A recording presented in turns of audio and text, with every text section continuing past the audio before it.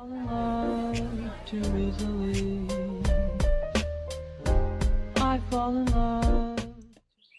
Hola, ¿qué tal? Buenas noches. Bienvenidos a esta sesión especial de la Sociedad Mexicana de Oncología, en donde presentaremos en forma resumida las guías de manejo del melanoma maligno, del melanoma cutáneo, desde varias perspectivas, todas las perspectivas que incluyen el manejo multidisciplinario de esta neoplasia. Para ello vamos a tener a su servidor hablando de la parte quirúrgica. Vamos a tener a dos especialistas de primer orden en melanoma, como es el doctor Miguel Ángel Álvarez Avitia. El doctor Miguel Ángel Álvarez Avitia, como ustedes lo conocen, es un experto en inmunoterapia y centrado en la clínica de melanoma del Instituto Nacional de Cancerología. Él nos va a hablar sobre el tratamiento adyuvante en melanoma. Y de la parte del manejo del melanoma metastásico, del tratamiento sistémico, el doctor Jerónimo Rodríguez Cid, médico oncólogo del Instituto Nacional de Enfermedades Respiratorias y de la Fundación Clínica Médica Sur, también con una amplia experiencia en el manejo de melanoma y que nos presentará todos los adelantos y todos los consensos y todos los acuerdos que llegamos en esta reunión. Ahora les voy a compartir la pantalla para darles un poco de contexto y antecedentes sobre cómo funcionó y cómo hicimos posible estas guías de manejo.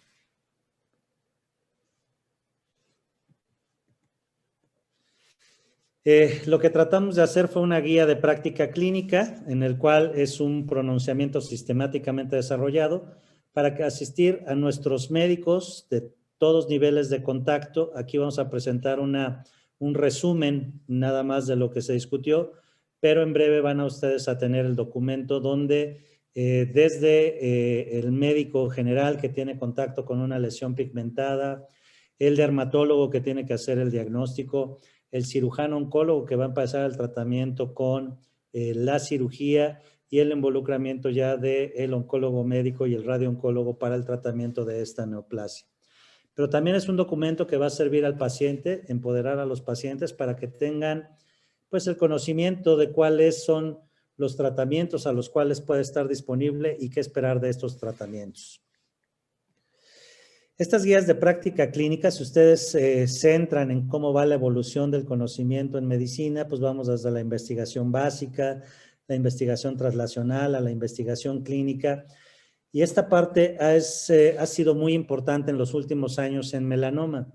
Anteriormente, pues realmente las investigaciones se centraban en aspectos quirúrgicos más técnicos que de impacto global en la enfermedad. Y a partir del año 2010, con el advenimiento de nuevas terapias, tanto a nivel adyuvante como a nivel sistémico, como nos dirán nuestros expertos oncólogos médicos, el impacto ha sido realmente imponente, impresionante, con una mejoría en la supervivencia muy clara. Y pues la idea es de llevar esto a la práctica clínica diaria, tratar de homogeneizar los tratamientos, ya que todavía vemos que un mismo paciente puede recibir ofertas de 2 o 3 formas diferentes y no es el punto de tratar de estandarizar de forma arbitraria o tiránica este manejo de tratamiento, pero sí brindar las mejores herramientas para que los médicos en su consulta y en su acercamiento con el paciente puedan tener las herramientas para tomar las mejores decisiones. Promover estas buenas prácticas clínicas, tener una mayor disponibilidad y acceso al conocimiento médico y sobre todo en lo que nos vamos a centrar en estas guías que ya discutimos el año pasado y que hemos estado teniendo reuniones a lo largo de este año y que un poco la pandemia nos retrasó, es promover estas estrategias costo efectivas en las cuales hay mucho de qué hablar en melanoma. Y finalmente poder hacer eficiente el uso de estos recursos que como cualquier recurso y más los económicos son recursos limitados y es el principio básico de la economía, cómo hacer eficientes estos recursos limitados para todos nuestros pacientes. ¿Cómo lo hicimos? Bueno, pues revisamos y de verdad todos los especialistas que nos vimos involucrados críticamente estos datos, revisar todos estos datos y cómo acoplarlos, cómo validar estos datos en nuestro escenario nacional y cómo ver qué datos eran aplicables a nuestra realidad nacional y cuáles realmente escapan a el objetivo de poder curar a unos pacientes. Todo empieza los últimos días de julio y el 1 de agosto del año 2004, cuando a través de la Clínica de Melanoma del Instituto Nacional de Cancerología se llama a este primer Consenso Nacional de Expertos en Melanoma, y ya estamos hablando de hace 16 años, y este consenso se llevó de una forma pues satisfactoria en la ciudad de Cuernavaca. Acudimos alrededor de unos 16, 18 médicos que estábamos pues interesados en el manejo del melanoma, y pues discutíamos en aquel entonces algo del manejo quirúrgico, que si los márgenes, un poco que si del interferón, que si servía, que si no servía, y pues el tratamiento médico sistémico pues se basaba básicamente en decir cuándo o cuándo no se ofertaba dacarbazina como un tratamiento médico efectivo para el melanoma metastásico. Un año después, el 2 al 4 de noviembre del año 2005, tuvimos la segunda versión de esto, donde ya teníamos un poco más de material que discutir, ya teníamos un machote sobre el cual podíamos ir discerniendo cuáles podrían ser las recomendaciones para hacer hacia los médicos en general. Y ustedes ven aquí que teníamos tanto oncólogos médicos como cirujanos oncólogos, radiooncólogos y dermatólogos. De hecho, en aquel entonces tuvimos la oportunidad de contar con el doctor Peniche. El doctor Peniche, para conocimiento suyo, fue uno de los expertos en melanoma del Hospital General de México, dermatólogo, quien desde los años, podríamos decir, 60, 70, investigaba ya cómo tratar el melanoma desde el punto de vista dermatológico, y contamos con él. Finalmente llegamos a esta primera publicación que se hizo en la Gaceta Mexicana de Oncología en el año 2005, y en donde consensamos todo de acuerdo a 6 o 7 capítulos que era en qué hacer con respecto a los pacientes con melanoma. El decano de ese primer consenso fue el doctor Arturo Beltrán, el del segundo, el doctor Jaime de la Garza Salazar. A ambos un abrazo desde aquí. Y llegamos al año 2012, donde hicimos el tercer Consenso Nacional de Expertos en Melanoma, y donde ustedes ven, pues ya era una reunión bastante diferente a la que habíamos tenido en años anteriores. De hecho, en este tercer consenso invitamos a gente de Latinoamérica, donde nos expresaban cuál era el sentir en Chile, en Argentina, en Brasil, en Colombia, en Ecuador, y cómo en estos países hermanos con realidades muy similares a la nuestra, cómo habían llevado a cabo toda esta transición. En este momento, si ustedes se ubican en la línea del tiempo y regresamos un poco en este túnel del tiempo, pues aquí apenas estaba aquellos primeros estudios de inmunoterapia de ipilimumab versus tremelimumab, ¿no? Que era aquella molécula anti-CTLA4, los dos, y se empezaba a discutir un poco. Tuvimos una afluencia muy grande de todas las escuelas de dermatología, porque creíamos que era muy importante unir los esfuerzos desde la atención primaria, que era el diagnóstico oportuno, temprano, y el manejo inicial que generalmente ofertan nuestros compañeros de dermatología. Y finalmente, el año pasado, aprovechando las reuniones académicas internacionales del Instituto Nacional de Cancerología, que se realizaban año con año en Cancún, y que este año, gracias a la pandemia, como otros tantos encuentros médicos académicos, pues tuvieron que ser llevados online. Tuvimos también la suerte de participar con grandes expositores, tanto de los Estados Unidos como de Europa, en los cuales tratábamos de que nos dieran la información de primera mano, procesarla de acuerdo a nuestra realidad nacional y tratar de hacer lo que vamos a presentar el día de hoy. Lo dividimos en varios capítulos donde íbamos incorporando todos los especialistas. Básicamente tuvimos varias mesas de trabajo donde se trató a base del diagnóstico, de cómo el diagnóstico clínico por parte del médico de primer contacto, las lesiones de sospecha, cómo tiene que ser tomado por los dermatólogos y cómo tomar esas biopsias de esas lesiones pigmentadas, al diagnóstico patológico, al reporte básico de patología que nos tienen que brindar para poder establecer y diseñar la mejor estrategia terapéutica. pasamos a cuál sistema de estadiaje usar y eso fue relativamente sencillo ya que nos basamos en el de la AJCC.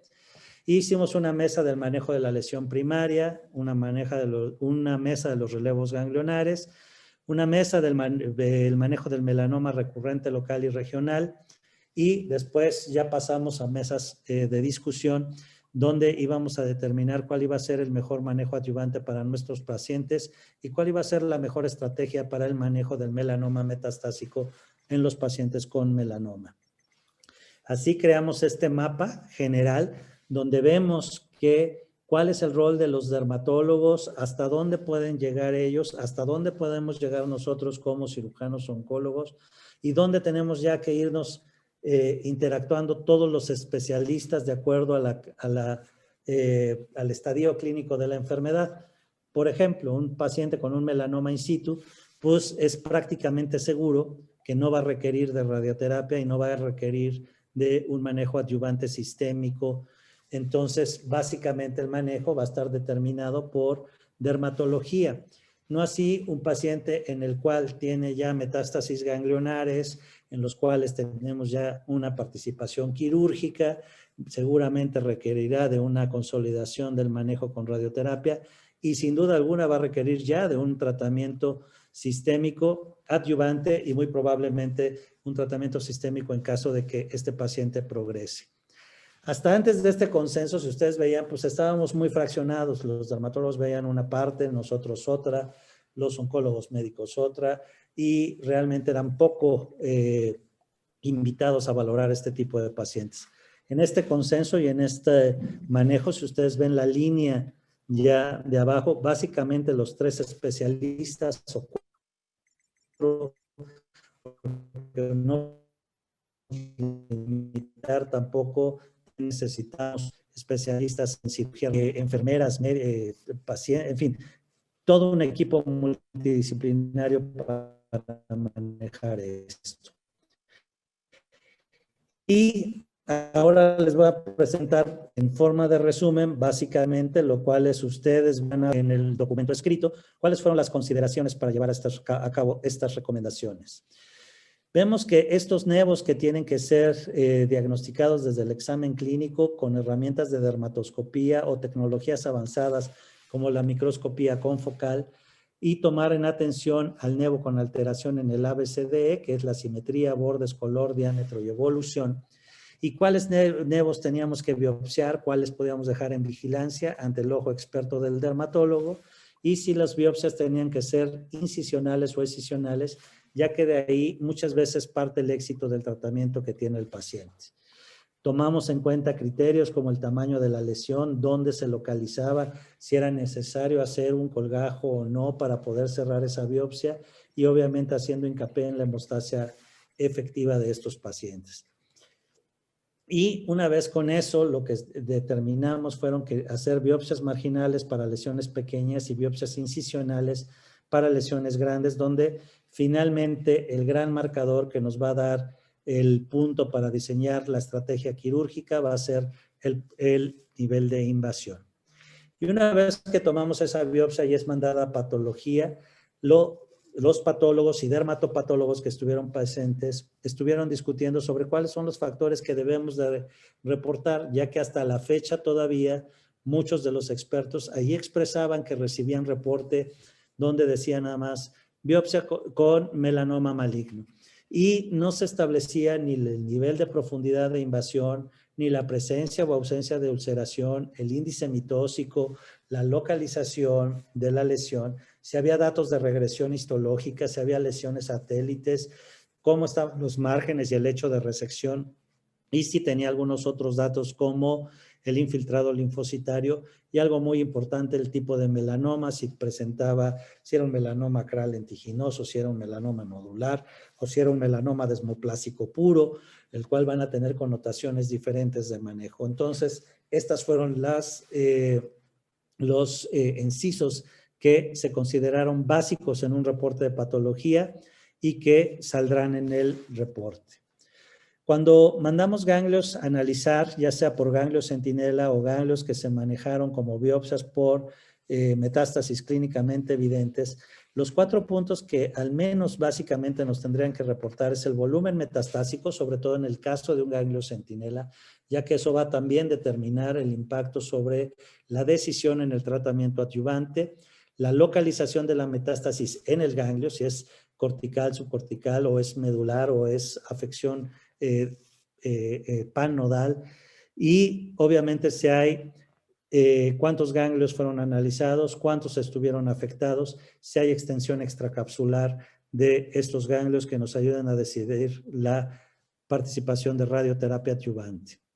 Y algo muy importante, cuando tenemos un melanoma metastásico, pues obviamente el objetivo será confirmar la metástasis, y algo que es sumamente importante, el estado mutacional de BRAF, para que nuestros oncólogos médicos tengan todas las herramientas para la mejor decisión de su tratamiento sistémico.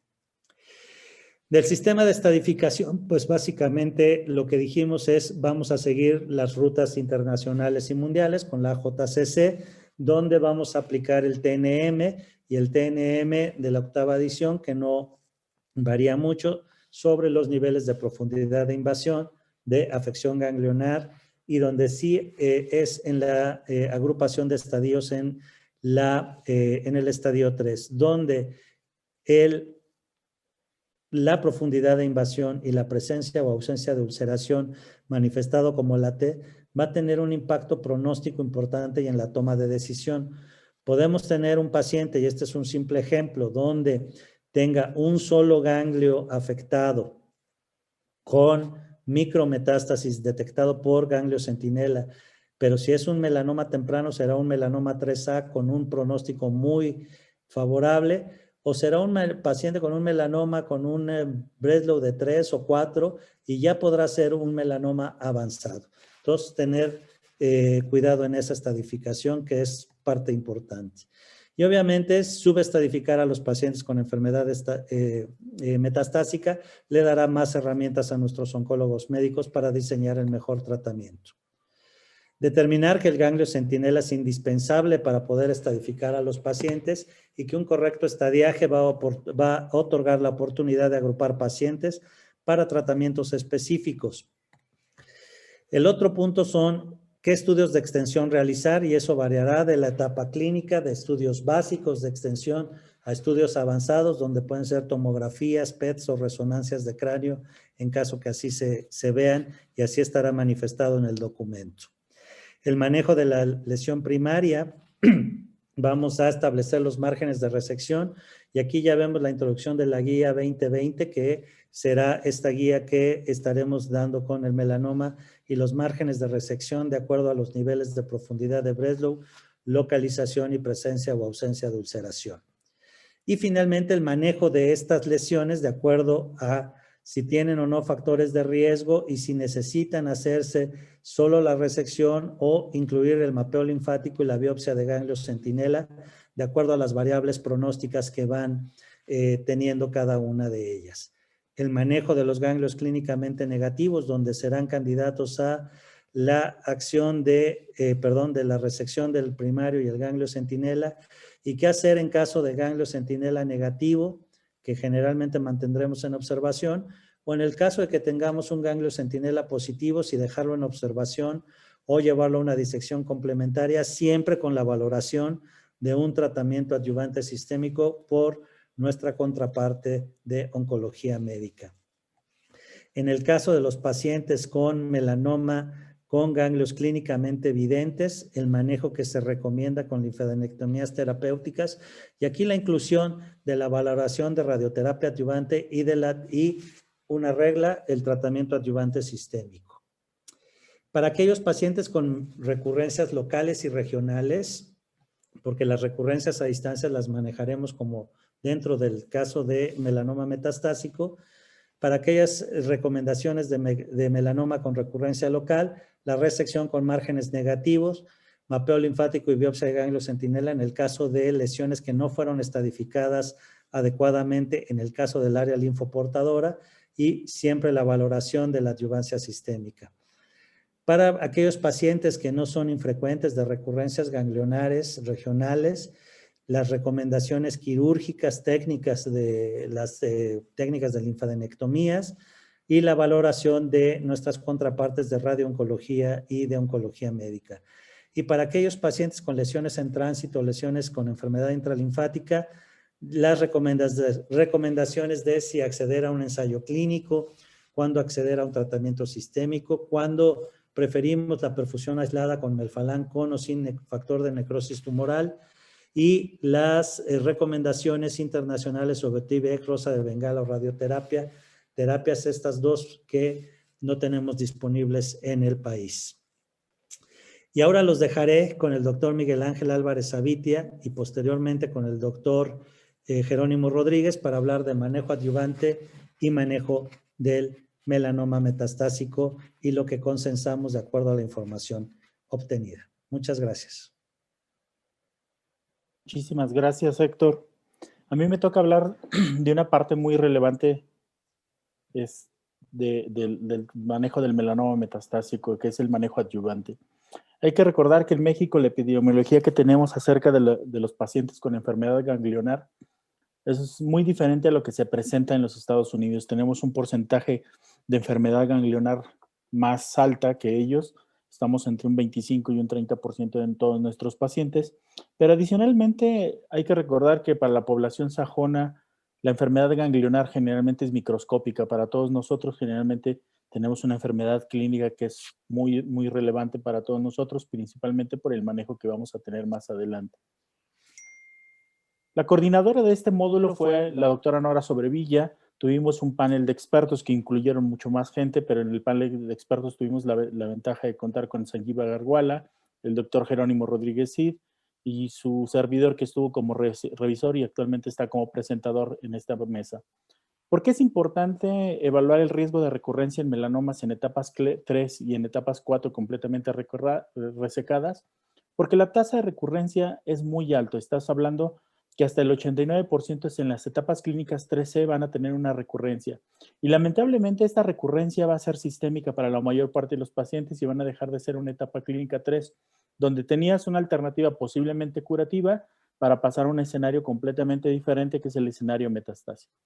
Sin embargo, a pesar de esta elevada tasa de recurrencias, 2/3 partes de los pacientes en el mundo no reciben tratamiento adyuvante. No estamos hablando en México. En México actualmente estamos hablando que posiblemente más del 90% de los pacientes que requieren una terapia sistémica adecuada no la reciban en la actualidad.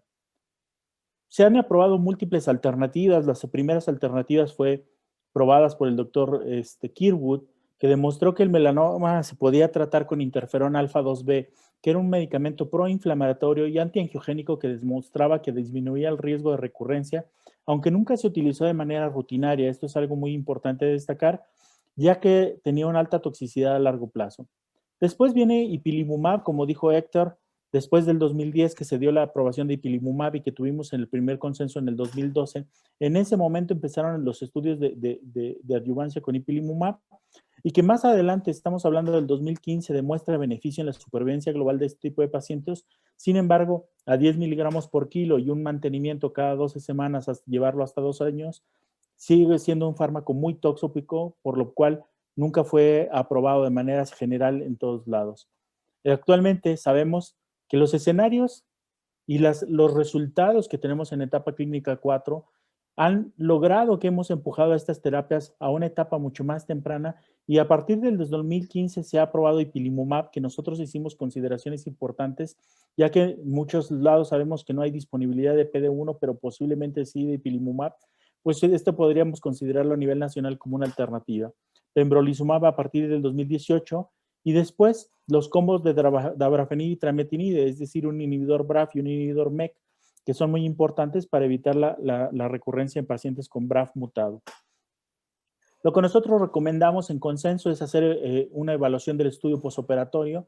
Hay que hacer serología sanguínea, obviamente química sanguínea de 25 elementos, incluyendo la DHL, tiempos de coagulación, un perfil tiroideo. Hay que recordar que la mayor parte de los estudios de inmunoterapia y terapias blancos excluyen a pacientes VIH y a los pacientes que tengan hepatitis, porque los riesgos de hepatotoxicidad de estos fármacos, aunque es poco frecuente, lamentablemente los pacientes que le llegan a tener no deja de ser una toxicidad importante.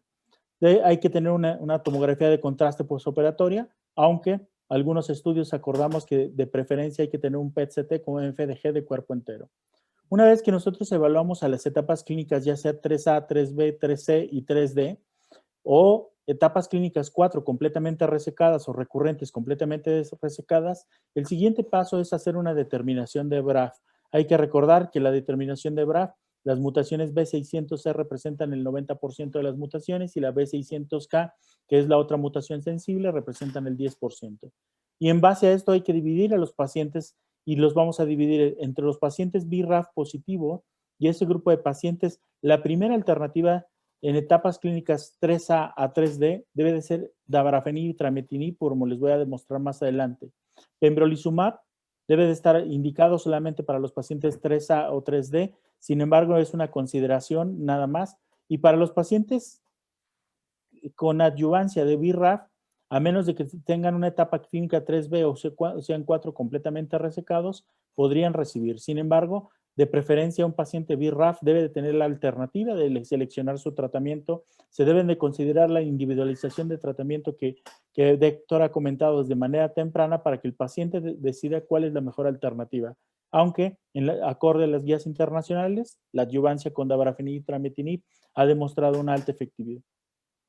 Una de las cosas es que los pacientes BRAF negativo solamente van a tener dos alternativas, pembrolizumab para las alternativas 3A, 3B, 3C y 3D, y nivolumab para las etapas clínicas 3B, adelante hasta 4 completamente resecados. Existe una controversia acerca de las etapas clínicas 3A y hay que recordar que en base a los criterios de Rotterdam, todos los pacientes que están incluidos en etapas clínicas de 3A tienen que tener por lo menos una metástasis a nivel de ganglionar mayor de 1 milímetro para que se considere tratamiento adyuvante adecuado. Los pacientes que tienen metástasis menores de 1 milímetro es posiblemente un subgrupo de pacientes que se debe discutir en los siguientes ensayos clínicos para decidir si el paciente vale la pena o no tratarlo, ya que tiene una expectativa de supervivencia cercana al 90% a 10 años. Existe otro grupo de riesgo que no han sido considerados en los ensayos clínicos, sin embargo, también se está considerando, particularmente las etapas 2B y 2C, que podrían representar un alto riesgo de recurrencia para estos pacientes. ¿Por qué se consideraron estas tres alternativas en el escenario adyuvante? Porque si lo vemos nosotros en este análisis presentado por el doctor Alexander Egermont en ESMO del 2020, hace aproximadamente 2 meses, vemos la probabilidad y la disminución del riesgo de recurrencia a distancia en este grupo de pacientes con etapas clínicas 3A a 3C tratados con pembrolizumab, y vemos una disminución del riesgo de recurrencia hasta el 40%. Sin embargo, de manera objetiva, estás viendo que a 3 años, la ganancia absoluta es cerca del 15%. Una de las cosas importantes es que a pesar de esto, este grupo de pacientes se hizo una correspondencia con las etapas clínicas de la AJCC8 y corresponden las 3A, 3B y 3C. Se pueden traslapar los resultados como si se clasificaran a las etapas de la AJCC8 con adecuado beneficio para todos los subgrupos. Este es el estudio de nivolumab, muy similar. Vemos que a 4 años está un hazard ratio de 0.71 con una reducción del riesgo de recurrencia del 30%. Sin embargo, hay que recordar que este estudio clínico solamente incluyó etapas 3B a 3C y 4 completamente resecadas, y a pesar de eso, y que tenía un vaso comparador activo que era ipilimumab, que en un estudio previo había demostrado beneficio, seguía teniendo beneficio cercano al 10% en este grupo de pacientes, que es algo muy importante de destacar. Y en cuanto a la combinación de dabra-trametinib, si nosotros lo vemos ya que es la supervivencia más larga a 5 años, estás hablando del 52% de los pacientes versus un 36% en aquellos pacientes que solamente recibieron placebo. Estás hablando que en etapas avanzadas solamente un 36% de los pacientes se van a mantener vivos a 5 años. Estás hablando de pacientes que tienen alto riesgo de recurrencia y que las mejores expectativas y que lo que nosotros estamos viendo en la cola de estas curvas son pacientes que es lo que nosotros llamamos es la cola de la curación que nosotros estamos ofertando con el tratamiento adyuvante, por lo cual se considera uno de los escenarios más importantes para el melanoma, considerando las epidemiologías y posiblemente análisis fármacoeconómicos de un tratamiento completamente efectivo y económico, ya que el tratamiento adyuvante es solamente por un año. Lo que nosotros pudimos concluir en este consenso, y que ustedes lo van a ver en extenso después de un gran trabajo, es que la terapia adyuvante en melanoma cutáneo de riesgo representa una oportunidad de evitar una recurrencia, con una probabilidad, aún no en este momento confirmado, de una curación, ya que los estudios actuales requieren un mayor seguimiento para determinar el impacto que se tiene en la supervivencia global a largo plazo. Y me gustaría dejarlos con el doctor Jerónimo Rodríguez Cid para que él nos hable del escenario de melanoma metastásico. Muchísimas gracias a todos ustedes. Muchas gracias, Miguel Ángel. Muchísimas gracias, Héctor. Espero que todos estén muy bien en casa. Bien, yo les voy a hablar de lo que se hizo en consenso de melanoma metastásico. Melanoma metastásico, como ustedes bien saben, es algo que cambia y ha cambiado muchísimo. Hubo varias actualizaciones en ASCO 2020, hubo varias actualizaciones en ESMO 2020 y tratamos de actualizar estas guías precisamente para que lo tuviéramos lo más al día de hoy posible. De aquí es que nace un índice nominal donde sé que hay algunos medicamentos que no están disponibles en México, sobre todo cuando hablamos de combinaciones. Sin embargo, no sabemos si van a estar disponibles en los siguientes años y me parece que también esa es la razón por la que se incluye y se deben incluir debido a que obviamente se trata de tener lo más actualizado posible. De tal forma que el índice nominal para el que vamos a hablar, no voy a hablar de medicamentos como tal, voy a hablar de terapias y de estrategias, de tal forma que dejamos a los expertos a decidir cuál es el medicamento que le gusta, cuál es el medicamento que ellos prefieren, incluyendo cuando hablamos de quimioterapia o cuando hablamos de los diferentes tratamientos de inmunoterapia o cuando hablamos de los diferentes tratamientos anti-BRAF. Entonces, cuando hablo de ITK BRAF-MEK, estas son las opciones. Tenemos nada más disponible una, dabrafenib trametinib en México. ITK BRAF, tenemos 2 disponibles en México. Inmunoterapia monodrogas, sabemos que tenemos 2 disponibles en México. Anti-PD1 y anti-CTLA4, solamente hay una combinación demostrada en evidencia disponible en México, nivolumab más ipilimumab. Cuando hablamos de ITK BRAF-MEK más anti-PDL1, que es algo sumamente novedoso, que ya está aprobado por FDA, sin embargo, es algo que todavía nos genera un poco de escozor, porque hay 3 estudios, 2 de ellos negativos, uno de ellos positivos. Ahorita hablaré un poquito de eso, pero bueno, estamos hablando de esta combinación que no está disponible en México. Quimioterapia, las 2 quimioterapias y bueno, hablemos también de otros tratamientos que pueden llegar a ser utilizados. Otra cosa que nos interesaba mucho en el consenso es precisamente, sabemos que en México hay diversos Méxicos, somos un país muy grande, somos un país muy diverso en cuanto a posibilidades de dar los diferentes tratamientos y tratando de abarcar tanto a todas las instituciones como todas las posibilidades. Por eso es que pusimos en el consenso todos los tratamientos. Por supuesto, tenemos tratamientos preferidos. Tratamientos preferidos significa que hay la suficiente evidencia como para que se vuelva no un estándar de tratamiento. No podemos hablar de estándares de tratamiento, eso hay que entenderlo, pero sí probablemente el tratamiento preferido en un subtipo de paciente. Recomendable, que claramente sabemos que es difícil debido a que no hay estudios comparativos de una estrategia contra otra.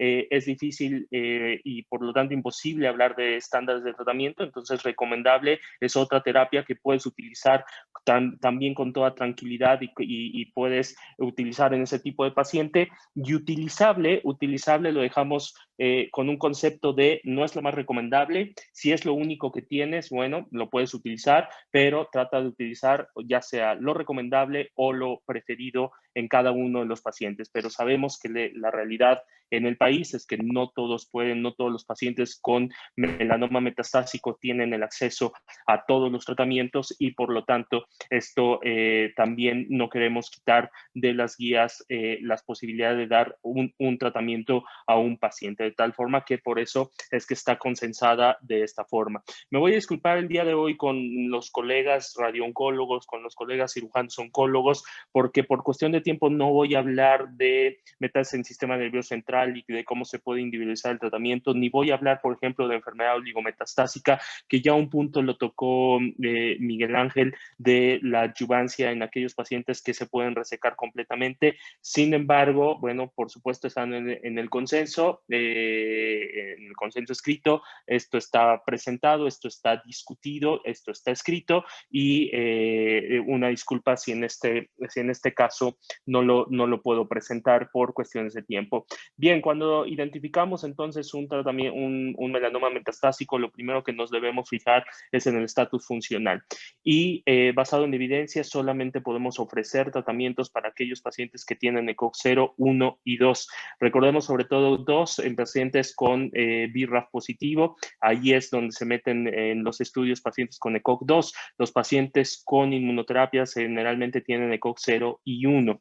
Entiendo y lo sabemos bien que cuando el paciente tiene un ECOG 3 o un paciente un ECOG 4, debemos mandarlo a cuidados paliativos. Entiendo que habrá que genera también y puede generar un poquito de escozor porque se antoja dar, sobre todo en aquellos pacientes que tienen ECOG 3 BRAF mutado, se pudiera dar un tratamiento de TKI BRAF-MEK. Sin embargo, recordamos que si nos basamos solamente en evidencia, el ECOG 3 no está plasmado en ningún estudio, a pesar de que son medicamentos que tienen una respuesta rápida, que muy rápido, no está reflejado en ningún estudio y por eso es que lo excluimos de aquí. Claro, mucho se ha hablado ahora sobre si el ECOG es ocasionado por la enfermedad o si el ECOG es ocasionado por el mal estado en general y asociado a comorbilidades, y entonces se trata de diferenciar ya si es un ECOG puramente ocasionado por la enfermedad, entonces poder ofrecer un tratamiento. Pero obviamente estamos hablando de guías, estamos hablando de medicina basada en evidencia y por lo tanto no está reflejado en el consenso que podamos tratar ECOG de 3 y de 4. Después, cuando el paciente tiene entonces un ECOG factible, dará un tratamiento sistémico y no solamente cuidados paliativos, que obviamente todos los pacientes y en la recomendación es que todos los pacientes sean vistos también por un médico especialista en cuidados paliativos desde el principio para control de síntomas, control del dolor, etcétera, y además porque recordemos que lamentablemente no estamos hablando de una enfermedad curable. Lo que debemos hacer después es hacer biomarcadores. Si hay un biomarcador que definitivamente el consenso dice no puede faltar, que es el principal marcador pronóstico, que pudiera ser un marcador predictivo, sobre todo cuando hablamos de los inhibidores BRAF-MEK, no ha demostrado ser un factor predictivo para el tratamiento de inmunoterapia y esa es la deshidrogenasa láctica y te puede dividir a los pacientes y dividimos a los pacientes entre deshidrogenasa láctica normal, sabiendo que son pacientes de buen pronóstico y deshidrogenasa láctica anormal. También hacemos una alta recomendación de realizar BRAF y PDL1 a todos los pacientes. Entiendo que habrá gente que diga, bueno, pues a lo mejor no necesitamos esto, puedo tomar un tratamiento o puedo iniciar un tratamiento independientemente de los marcadores. Sin embargo, si queremos individualizar el tratamiento y sobre todo también reflejar en cuáles pudieran ser las segundas líneas posibles cuando el primer tratamiento, cuando el paciente tenga la progresión al primer tratamiento, debemos conocer el estatus de BRAF y del PDL1. Recordemos que BRAF es un factor pronóstico y predictivo y PDL1, si bien no es un factor pronóstico, es un factor predictivo al tratamiento de inmunoterapia. Y entonces aquí dividimos a los pacientes en dos grandes rubros que se van dividiendo. Está primero el paciente que tiene DHL normal, deshidrogenasa láctica normal, y que tiene BRAF mutado. Las opciones a este paciente DHL normal BRAF mutado, la preferida es un inhibidor tirosinusinasa BRAF-MEK. Las recomendables son inmunoterapia monodroga, anti-PDL1 más anti-CTLA4 y ITK BRAF-MEK anti-PDL1. Repito, esta no está disponible en México. ITK monodroga, quimioterapia e interleucina altas dosis de interferón. Repetimos, inhibidor tirosinusinasa monodroga quimioterapia, interleucina o interferón, nos parece que son opciones que ya el día de hoy están completamente demostrado que hay mejores tratamientos. Sin embargo, repito, habrá quien solamente tenga disponible en sus servicios, en sus hospitales, este tipo de tratamientos antiguos y bueno, es preferible dar un tratamiento de esto a no dar ningún tipo de tratamiento cuando solamente eso se le puede dar al paciente. Sin embargo, recordemos también que la evidencia en estos pacientes, la evidencia con los inhibidores tirosina quinasa, BRAF/MEK, sobre todo los pacientes que tienen DHL normal, que tienen BRAF mutado, y que tienen menos de 3 sitios de metástasis, la supervivencia a 5 años supera todas las demás supervivencias que se presentan en todos los estudios y de ahí sale la recomendación de que este sea el preferido. Ahora bien, cuando el paciente tiene DHL normal, es decir, buen pronóstico, pero tiene BRAF silvestre o desconocido, aunque obviamente lo que recomendamos es que no sean desconocidos, pero si lo tienes desconocido, entonces pudieras tener PDL1 menos del 5% o PDL1 más del 5% o desconocido. Es decir, puede ser que tú no hayas tomado BRAF, que no hayas tomado el PDL1 y que puedas elegir entonces un tratamiento. Bueno, en el caso de que el PDL1, de que tú no sepas el BRAF o que el BRAF sea silvestre y el PDL1 sea menos del 5%, entonces la opción preferida es anti-PDL1 más anti-CTLA4. También una opción recomendable es inmunoterapia monodroga, cualquiera de los dos tratamientos disponibles y opciones utilizables, quimioterapia, interleucina 2 a altas dosis e interferón 2. En los pacientes que tienen PDL1 más del 5% o desconocido, la inmunoterapia monodroga parece ser completamente suficiente. Anti-PD1 y anti-CTLA4, la combinación de anti-PD1 y anti-CTLA4 es recomendable, utilizable quimioterapia o interleucina alta dosis e interferón.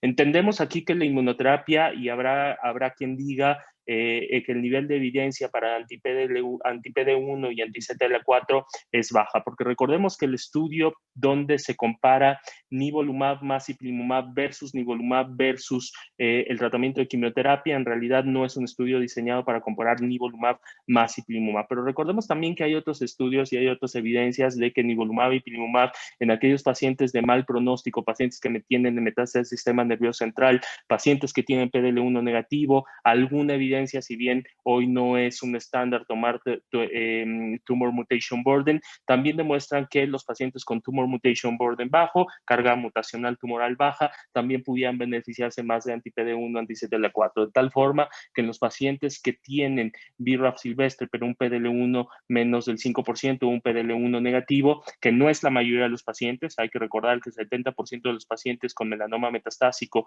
tienen PDL1 positivo, se recomienda entonces, lo ponemos como preferido el anti-PD1, y para aquellos pacientes que les va a ir bien porque tienen DHL normal, factor pronóstico bueno, BRAF silvestre, es decir, factor pronóstico bueno, y PDL1 más del 5%, factor predictivo bueno, entonces la inmunoterapia monodroga nos parece que es suficiente. En el caso del factor pronóstico más relevante, que es la DHL anormal, el factor pronóstico negativo más relevante, también se debe hacer una diferenciación entre pacientes BRAF mutados y BRAF silvestres. Y aquí en los pacientes BRAF mutados, si bien la inhibición BRAF/MEK es una opción, recordemos también que en todos los subanálisis de los estudios con los diferentes combinaciones de BRAF/MEK, estos pacientes son los menos beneficiados. Incluso existen pool análisis de abarafenib, trametinib, donde se demuestra claramente que estos pacientes son los peor beneficiados. Y cuando comparamos a los pacientes con un tratamiento de inmunoterapia en los diferentes estudios que son BRAF mutados que tienen DHL anormal independientemente del BRAF mutado, pareciera que son pacientes que se alcanzan a rescatar con el tratamiento de inmunoterapia. Sin embargo, recordemos que entonces tenemos dos factores de mal pronóstico, DHL anormal, BRAF mutado, los dos de mal pronóstico, y por lo tanto también estos pacientes pudieran ser tratados idealmente con un anti-PD1, un anti-CTLA4, aunque hay otras opciones recomendables también, BRAF-MEK, inmunoterapia monodroga, BRAF-MEK más anti-PDL1. Hablemos un poquito de BRAF-MEK anti-PDL1. Recordemos que hay 3 estudios, uno con pembrolizumab, otro con pembrolizumab más bemurafenib cobimetinib. El estudio de atezolizumab, el estudio de pembrolizumab más bemurafenib cobimetinib es un estudio negativo para supervivencia libre de progresión, es un estudio negativo para supervivencia global. Llama la atención que ahí que los pacientes DHL positivos o DHL aumentado más bien son pacientes que pudieran alcanzar a beneficiarse, pero el estudio al final resulta negativo. El estudio de BRAF-MEK más anti-PDL1 que utiliza bemurafenib, cobimetinib, atezolizumab. Recordemos que es un estudio diferente porque no lo utiliza en combinación desde el principio. Primero se da un anti-BRAF y un anti-MEK y después se inicia el tratamiento de atezolizumab.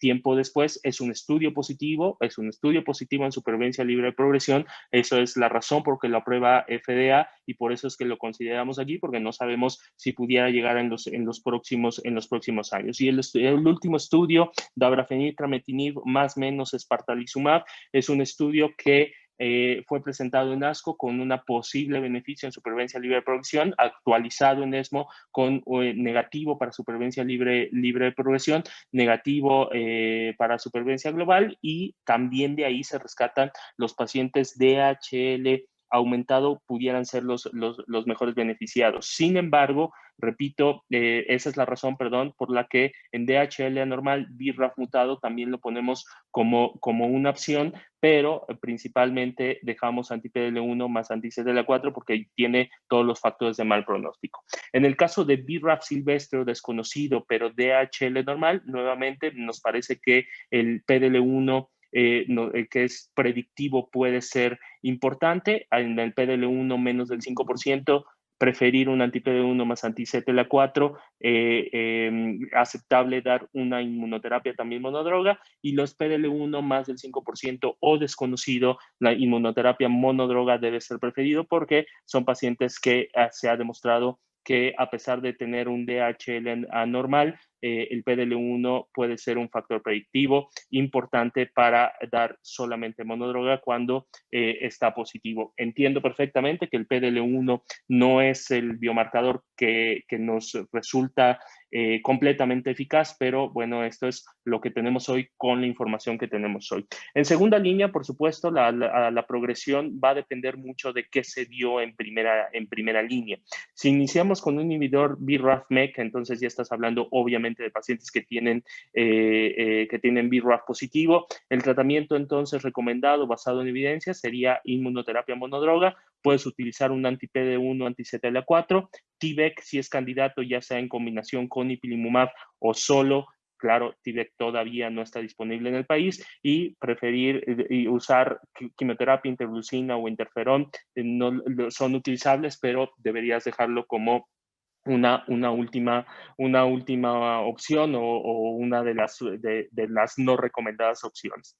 Cuando diste inmunoterapia monodroga, puedes utilizar, hay 2 recomendadas basado en evidencia, hacer el cambio a un inhibidor BRAF-MEK, obviamente si es BRAF positivo, o puedes agregar ipilimumab, no sustituir a ipilimumab, continuar con el tratamiento. Esto basado en los estudios que, si bien son estudios fase 2, son estudios interesantes, el presentado con pembrolizumab o nivolumab, que a la progresión les mantienen el anti-PD1 y les agregan ipilimumab, y los pacientes se rescatan bastante bien para tratar de una segunda línea.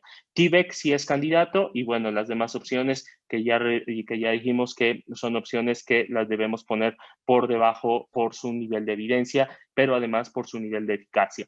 Anti-PD1 o anti-CTLA4, si iniciaste con un tratamiento de nivolumab más ipilimumab, entonces recomendable hacer el switch a BRAF-MEK si BRAF positivo, si no, T-VEC si es candidato, y si no, ahí probablemente sea el mejor panorama para utilizar quimioterapia o incluso interferón, aunque ya nos hablaba Miguel Ángel, de la alta toxicidad que esto tiene. Y si utilizaste algún otro, es decir, si no utilizaste ninguno de estos tres, si utilizaste otro, utilizaste quimioterapia, utilizaste interferón, me parece que debes volver a la primera línea si es que esto es posible. ¿Por qué? Porque al final hay medicamentos altamente que pueden rescatar a esos pacientes. Si tú iniciaste por alguna razón con un tratamiento de quimioterapia, pero el paciente es VRAF positivo, lo puedes tratar como VRAF positivo basado en el algoritmo de primera línea, y en el caso de que no sea VRAF positivo, bueno, pues basado igual, tratar de darle un tratamiento de inmunoterapia. Si no tienes, y seguramente si entendemos que la realidad es que cuando los pacientes se inician con quimioterapia es porque, por ejemplo, es porque no tenían la posibilidad de someterse a un tratamiento anti-BRAF o a un tratamiento de inmunoterapia, difícilmente lo van a hacer en segunda línea, pero bueno, ahí puedes entonces utilizar otras de las opciones que tienes en primera línea. Algo importante y que creo que debemos hacer la recomendación, aunque esto parece todavía más difícil de hacer en la mayoría de la población, es que cuando los pacientes progresan a la primera línea, altamente recomendable buscar mutaciones de tres mutaciones más. KIT con la posibilidad de dar imatinib, NTRK con la posibilidad de dar larotrectinib o entrectinib, y NRAS con la posibilidad de dar binimetinib, que en realidad no es posible en la actualidad, pero lo vamos a dejar en las guías por si llega en los siguientes meses.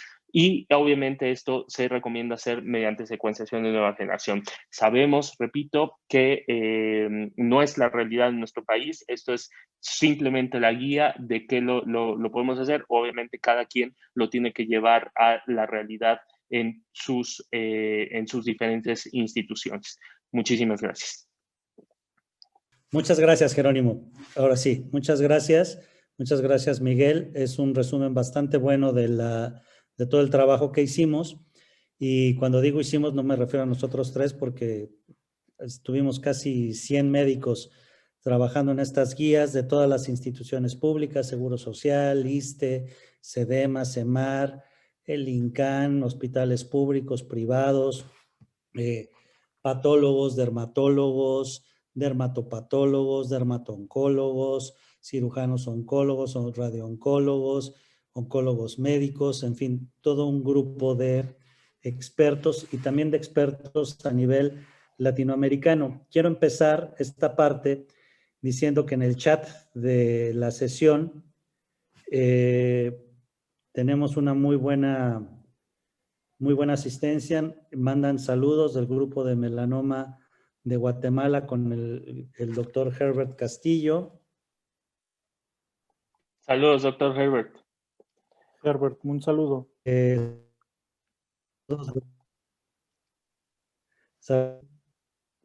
Sinaloa.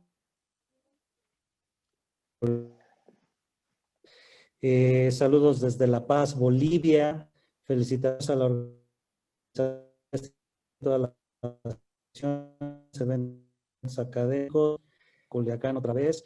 Y una de las preguntas que es reiterativas es ¿dónde sugieren publicar esto? Digo, ya tenemos algo medio definido, pero su opinión será importante también para que la escuche el resto de la audiencia. Doctor Álvarez Avitia. Fíjate que lo que comentaban previamente, la Gaceta es una opción. También teníamos la opción de la RIC, que años previos ha publicado otros consensos y guías de práctica clínica, de tal forma de que lo pudiéramos dividir como capítulos y hacerlo como un artículo donde realmente tuviéramos un poco más de impacto y todo esto. Yo creo que algo muy destacable de una guía clínica es el impacto que tiene no solamente para los pacientes, sino para normatizar que todos los pacientes deben de tener las mismas alternativas, no importa dónde sea tratado este paciente.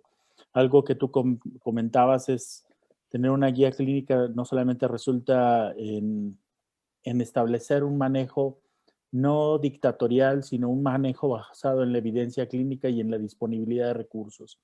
No se trata de establecer una guía en SCN porque no tenemos para toda Latinoamérica, estamos en situaciones muy similares, posiblemente 1 o 2 países que tienen un sistema de salud diferente, pero lo que tú puntualizaste al principio es tener una guía en una revista buena permite, pues obviamente, los recursos, distribuirlos adecuadamente de tal forma de que podamos optimizarlos. Jerónimo. De acuerdo completamente. Me parece que es una guía que nos puede servir y que puede tener mucho más impacto que a nivel local.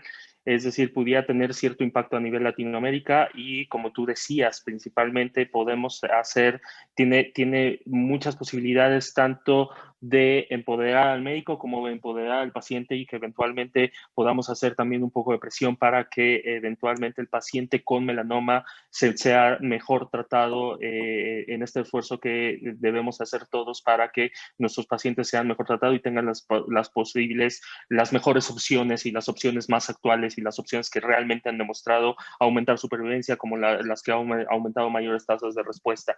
A mí me parece que bien debemos buscar, salvo su mejor opinión, una revista que pudiera ser mexicana, pero que estuviera indexada. Yo te puedo decir lo comentado en el consenso, por ejemplo, que tenemos de pulmón, que el último se publicó en una revista llamada Salud Pública Mexicana, que es una revista a lo mejor con tintes más epidemiológicos, pero que sirve precisamente para estas guías y es una revista indexada en PubMed que te puede tener buen impacto. Esas mismas guías años anteriores se publicó en la revista de investigación clínica, también mexicana, que también tiene este indexado. Entonces, me parece que si bien son guías nacionales, pues debemos buscar una revista nacional que tenga un impacto más allá, es decir, que esté indexada y que por lo tanto buscar un impacto más allá, porque creo que al final también puede servir para nuestros colegas de Latinoamérica, también para generar sus propias guías y también para hacer una presión que se debe dar a los pacientes los mejores tratamientos, ¿no? Perfecto. Una pregunta que es un poco recurrente es, con recursos limitados, ¿cómo en un país como México vamos a poder acceder a la inmunoterapia en pacientes con melanoma? ¿Cuáles son sus puntos de vista de ambos? Porque básicamente es tratamiento sistémico. Por Si favor, quieres, Miguel. gracias, Jerónimo. Yo creo que es un tema muy complicado, principalmente. Sin embargo, si al final del día analizas el tratamiento y hablas de costo-efectividad, sigue siendo más efectivo la adyuvancia que el tratamiento de enfermedad metastásica. Yo creo que tenemos que establecer lineamientos y que estemos todos de acuerdo en cómo hacer una adecuada selección para el paciente completamente resecado y no solamente para el completamente resecado, sino también para el paciente que debuta con enfermedad metastásica, de tal forma que tratemos esos recursos limitados, seleccionar adecuadamente el paciente. Y sabemos que no tenemos biomarcadores, sin embargo, como comentó Jerónimo en su charla, yo creo que la evidencia clínica, es decir, la evaluación clínica, la evaluación de la DHL, el estado funcional del paciente, el número de sitios metastásicos, nos deben de hacer determinar cuál va a ser la mejor opción del paciente y lamentablemente en un país de recursos limitados yo creo que tenemos que llegar a un consenso para establecer qué paciente se va a beneficiar más. Obviamente tratar de darle recursos a un paciente con un ECOG pobre, con más de 3 sitios metastásicos y con DHL dos veces el valor de lo normal, tú sabes que los recursos van a ser limitados y que ese paciente en cualquiera de los escenarios va a ser el que menos resultados tenga. Entonces yo creo que antes, si a mí me lo preguntas, pues obviamente habría que pensar en adyuvancia y dejar un porcentaje de pacientes para el escenario metastásico, pero pues en este momento todavía no me queda claro cuánta disponibilidad de recursos vamos a tener, ¿no? Jerónimo. Completamente de acuerdo. Lo primero que creo que no debemos hacer y que es un error es ponernos la barrera a nosotros mismos. Es decir, siempre lamentablemente sale esta idea, es que es carísimo, yo no lo tengo en mi hospital, etcétera. Bueno, por algo se debe iniciar y probablemente este sea el primer paso para que se inicie eso, se inicie esa presión que se necesita a lo mejor ejercer a ciertas autoridades para que eventualmente se tengan disponibles estos medicamentos. Entiendo perfectamente, no va a haber dinero que alcance, lo sé, no hay no es nuestra realidad, pues también ubiquémonos. Pero el problema con México es que la realidad es completamente diferente cruzando una avenida, ¿no? O sea, si nosotros comparamos donde yo trabajo en el hospital público y donde yo trabajo en el hospital privado, son realidades completamente contrastantes, lamentablemente completamente contrastantes. Sin embargo, eso no nos debe detener. En efecto, tienes que empezar por algo. ¿Cuáles son? Yo también preferiría iniciar con pacientes que vas a curar, destinar recursos a los pacientes que vas a curar y destinarlos en adyuvancia y a destinar a los demás pacientes en individualizar el tratamiento. Si tú no individualizas, entonces tus recursos se van a ver mermados. Entre más tú individualices y además que tenemos el apoyo de la industria, por ejemplo, para poder individualizar en el sentido de hacer BRAF, hacer PDL1 a todos los pacientes, entonces tienes que ir generando esas posibilidades de obtener los recursos. ¿Quiénes somos los responsables de generarlos? En realidad creo que somos nosotros y es justamente por esto que estas guías incluyen todas las opciones. ¿Para qué? Para tratar de generarlo. Por supuesto, sé que no vas a pedir y no vas a llegar mañana con las autoridades de tu hospital a decir quiero Nivo más IPI más o atezolizumab más un antiviral antimec, no, o NGS porque así lo recomiendan las guías. No, sé que no es una realidad, pero a ver, si tú no tienes pacientes con inmunoterapia, bueno, puedes empezar con inmunoterapia monodroga. Si tú no tienes pacientes con el doble bloqueo, puedes empezar con ciertos. Y de ahí ir demostrándole a las autoridades que va funcionando los tratamientos, que esos pacientes, cuando son bien escogidos, los pacientes se benefician, resulta costo económico y eventualmente te van a ir generando más recursos. Pero debes de empezar aunque sea por uno. Inicia con uno, no te pongas esa barrera tú solo. Ok, hay otra pregunta que es, de hecho es repetitiva también. ¿Cuándo preferir inhibidores BRAF-MEK versus inmunoterapia o viceversa en melanoma BRAF mutado en adyuvancia y en tratamiento metastásico? ¿Existe, aparte de la parte clínica, algún criterio costo efectivo para definir una u otra terapia? En el escenario adyuvante hay que considerar una cosa. Tienes 3 tratamientos que son equiefectivos, ¿sí?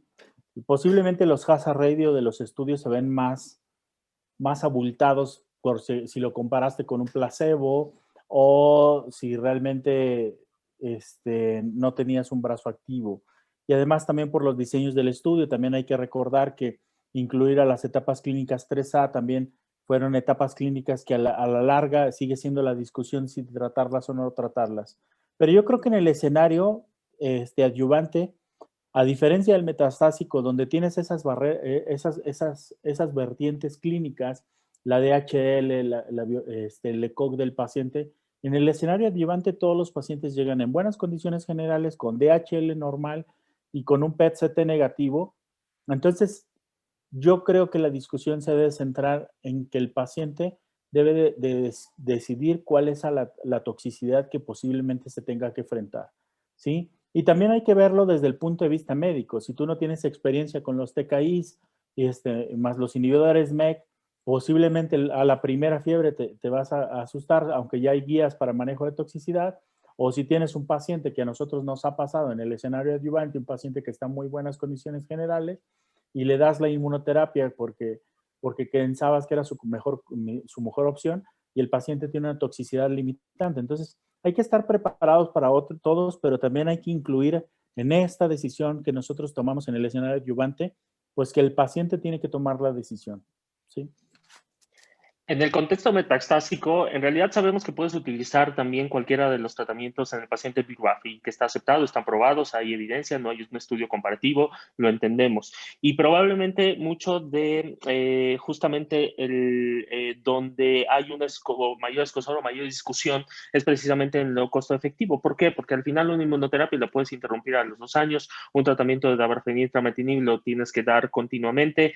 Sabemos que dabrafenib, namastramitinib es es más tóxico que comparado con el tratamiento de inmunoterapia, pero hay dos cosas que por eso es que hicimos la recomendación específicamente en aquellos pacientes que tienen BRAF mutado, DHL normal, por la que pusimos como el tratamiento preferido el inhibidor BRAF-MEK, que además recordemos que es el 70% de los pacientes. Y son dos cosas.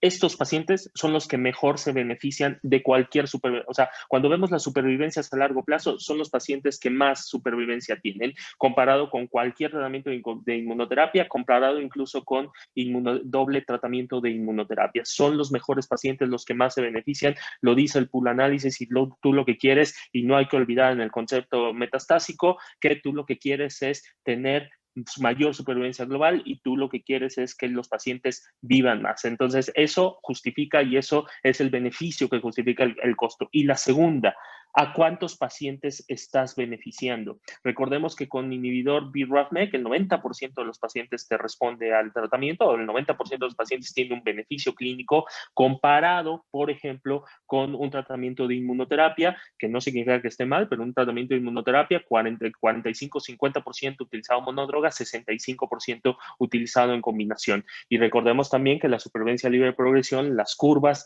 la curva de Davra-Trame es una curva que se separa desde el principio y no cae como cae el tratamiento de inmunoterapia. De ahí viene la recomendación. Eso no significa que, como tú decías, tiránicamente le estemos diciendo a todos, tienes que utilizar eso. No, es el consenso. Esto es lo que se prefiere, pero no significa que sea la única opción. Por eso es que pusimos también recomendable. Una pregunta que hace el doctor Sánchez de los Santos es, ¿dónde conseguir los medicamentos?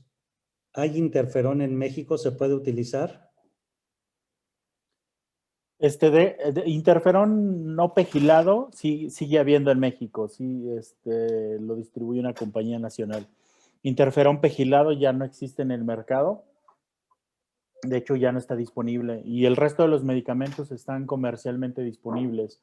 El inhibidor BRAF y MEK, generalmente hay que solicitarlo a través de Novartis, a través de la gente de campo de Novartis, una vez que tengamos la determinación de la prueba, pero todos los medicamentos están disponibles en el mercado. Si lo vemos en nivel de evidencia y nivel de recomendación, que obviamente aquí no lo pusimos, pero que en las guías está a nivel de evidencia, nivel de recomendación, ahorita el nivel de recomendación para interferón realmente sería muy bajo en el contexto metastásico, y me parece que también, salvo que Miguel diga algo diferente, también en adyuvancia. Me parece que tenemos mejores tratamientos. El interferón es tóxico, también es costoso y no te da el beneficio que te dan ningún otro tratamiento. Lo dejamos como una opción porque tenemos entendido que hay ciertas instituciones, ISSSTE específicamente, que tiene posibilidades de dar interferón y que a veces no tiene posibilidades de dar ningún otro tipo de tratamiento. Por eso lo dejamos como opción, pero no porque fuera realmente recomendable utilizar esta. Okay. Concuerdo con Jerónimo. Yo sí vengo de la época en que utilizaba interferón no solamente para esto, sino para cáncer renal, y realmente no es una experiencia fácil de llevar. La mayor parte de los pacientes requieren múltiples ajustes de dosis, holidays, y hay que estar negociando con ellos. El aspecto de la depresión de manera crónica es importante. Entonces, yo creo que es una droga que debemos de dejar solamente como bien lo menciona Jerónimo, como última alternativa. Yo incluso prefiero pasar a los pacientes a quimioterapia o hacer un rechallenge con algún otro tipo de droga antes de pensar en el interferón como una alternativa vigente. Sin embargo, también concuerdo con Jerónimo, debe de permanecer en las guías, principalmente por la situación de nuestro país. Ok. De Monterrey, la doctora Álvarez Cano sugiere que, además de la publicación, se considere difusión a otras sociedades no oncológicas de atención primaria para difundir el conocimiento. El doctor Miguel Murrieta Costeño nos pregunta sobre técnicas de radionúclidos 3D, SPECT-CT, sobre técnica de azul. Me imagino que para ganglio centinela, si se puede hacer con la triple técnica, que es la inyección, la linfocentellografía preoperatoria con imagen de SPECT-CT, la linfocentellografía transoperatoria con la gamasonda y el azul patente, el resultado será mucho más óptimo y será una técnica mucho más fácil. El problema es que no todos los centros tienen, como Cancerología Médica Sur, el Hospital ABC, tienen imágenes de SPECT-CT, pero si se cuenta con ella, ayuda mucho, sobre todo en los melanomas de drenaje ambiguo en cabeza y cuello y tórax. Y finalmente les pediría un mensaje de cierre a cada uno de ustedes. Perdón, antes algunas felicitaciones de parte del doctor García Ortega, del doctor Francisco Ochoa, que he de darle el crédito que era el presidente de la Sociedad Mexicana de Oncología cuando hicimos los primeros consensos, y cuando se lo planteamos, pues era plantear un consenso de melanoma para que se reúnan 15, 20 personas, y pues nos dio la luz verde. Gracias, doctor Ochoa. Ahora ya estamos 16 años después aquí discutiendo también eso. Un mensaje de cierre, Jerónimo, y después un mensaje de cierre, doctor Álvarez Avitia. Bien, yo solamente recordarles a todo el mundo que estas son guías que, si bien me dieron el privilegio de presentarlas, en realidad es un trabajo de mucha gente, es un trabajo de muchos especialistas. Todavía faltan muchas cosas muy interesantes de esta guía. Lo mencionaba, cómo se pueden tratar los pacientes con metástasis cerebrales, cuál es el papel de la radioterapia, tanto adyuvante como en un contexto metastásico, cómo se ve tratar la enfermedad oligometastásica. Me parece que van a ser unas guías sumamente completas, sumamente interesantes, y que nos van a servir precisamente para apoyarnos nosotros, para tratar mejor al paciente. Yo agradezco muchísimo a la Sociedad Mexicana de Oncología y a todo el inmenso grupo de doctores que se participaron en este consenso, que hayan participado tanto en el generar el conocimiento como en sistematizarlo y plasmarlo en una guía. Muchísimas gracias. Quisiera no ser redundante, sin embargo, no es a veces complicado. Yo creo que ha sido un esfuerzo titánico de mucha gente, y además esto representa un trabajo nacional, un trabajo internacional, donde hemos tenido el apoyo de gente verdaderamente experta. Y adicionalmente, concuerdo mucho con lo que la doctora Letia Álvarez Cano en Monterrey dice. Esto es digno de difundirse porque es un trabajo muy bueno que representa nuestra realidad y representa mejorar las opciones de tratamiento que tienen nuestros pacientes con melanoma. Creo que melanoma, a diferencia de otras neoplasias, han estado abandonados porque no representa un problema de salud. Sin embargo, creo que todos los pacientes merecen un tratamiento digno, un tratamiento basado en evidencia y un tratamiento dirigido y coordinado por expertos. Pues muchas gracias a ustedes, gracias a todos los participantes que dieron su experiencia, su expertise, su conocimiento, y a todos ustedes por estar presentes en esta sesión del día de hoy. Muchas gracias, y ya en breve, en un par de meses, tendremos las guías escritas a las cuales estarán ustedes accediendo desde la plataforma de SMEO, desde la plataforma de la Gaceta y de todo lo que podamos estarle compartiendo en redes sociales. Muchas gracias y buenas noches.